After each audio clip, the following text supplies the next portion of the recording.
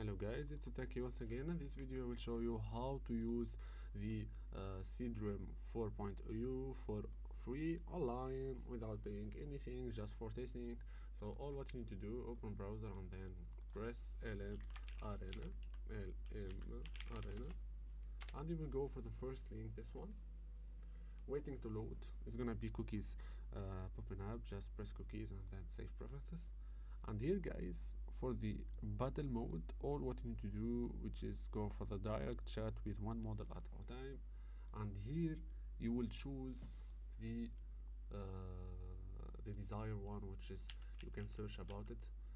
Just press for the Seedream, and before that press image, because we need to press the image to get the model, the exact model, because the best of the competitors of the image generation. Press image in chat input, and then go press Seedream 4.0, or you can just use the for high resolutions.